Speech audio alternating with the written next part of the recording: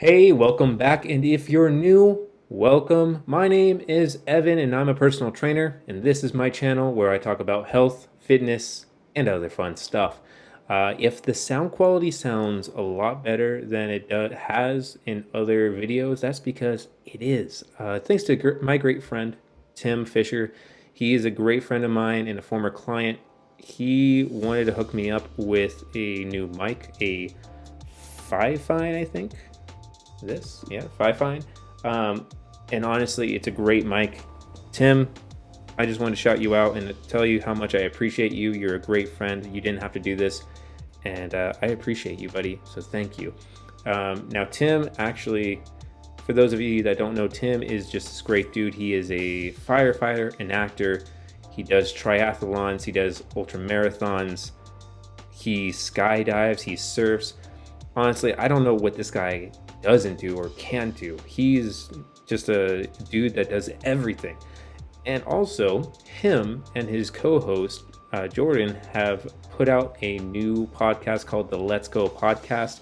It's a great podcast where they interview ordinary people doing extraordinary things and surrounding it around mental health with while talking about it with humor. And it's just a great, awesome podcast.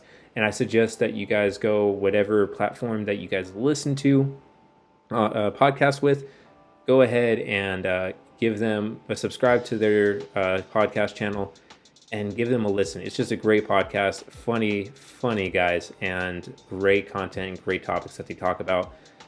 Very entertaining. You should go check it out. Definitely do so after watching this. And yeah. So anyways, thanks again, Tim. I really appreciate you. You're a great guy. All right, so for today's topic, I wanted to talk about feedback, not failure. Now, when we're starting out on our journeys with fitness and health and looking forward to getting progress and we're not getting it, especially in the beginning, we can run into some setbacks, some pitfalls, and a lot of the times that we see these things in these little stalls in the process that we can end up being a lot harder on ourselves and tend to give up. That's why, you see the New Year's resolutioners that start for 2 weeks, gets hard, they're not seeing the progress that they want to see, and then they give up. And the thing is, you don't have to. Feedback, the failure that we perceive, that's our own judgment on what's actually happening.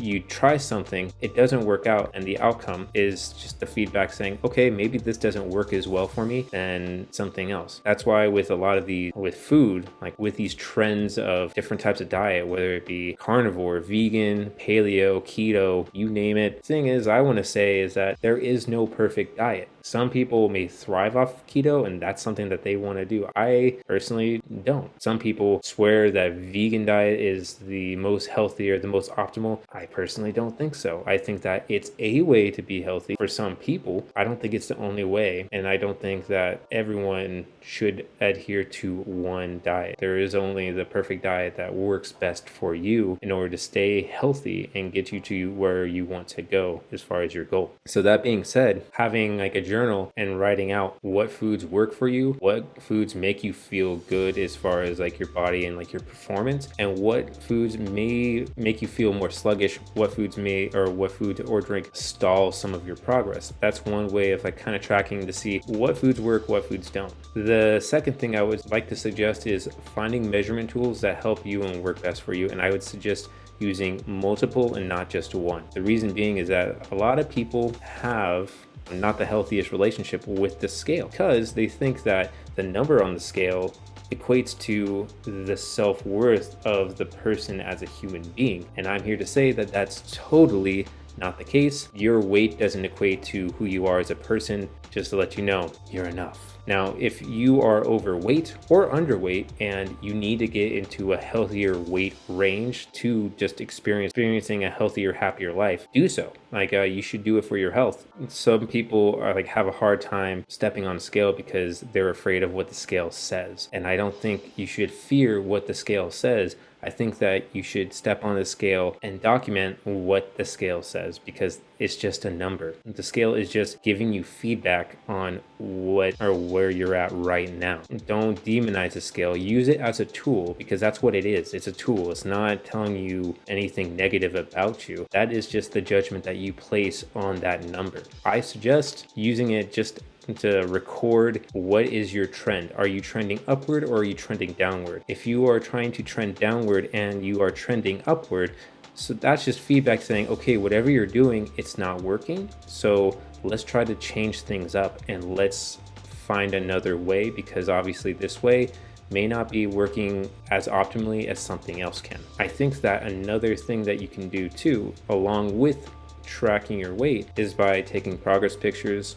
And also you could use tape measuring, or if you don't have a tape measure, just kind of feel how your clothes are fitting. Are your clothes fitting looser in areas that you did not like how tight it was before? If you gained a pound but you're looking better in the mirror and you fit very differently in your clothes, that can just show you that, oh, I'm actually gaining some muscle mass while I'm losing some body fat. And that's a good sign too, because they're like, great, the more muscle mass that you have, the more calories that you are burning, because your metabolic rate does go up. Okay, so where I want to go with this is that I want you to become more outcome based. Okay, and what does that mean? Well, if you are going towards a specific goal and you are going in with some check-ins and collecting data from the mirror, from your clothes, from the scale, tape measure, whatever you're using to measure, and collecting multiple sources of data to see what outcome you're getting. If the outcome is not aligning to the goals that you're going towards, look at it and see, okay, what do I need to change here? What am I doing that may be causing this particular outcome? So it's about seeing it as data like it is and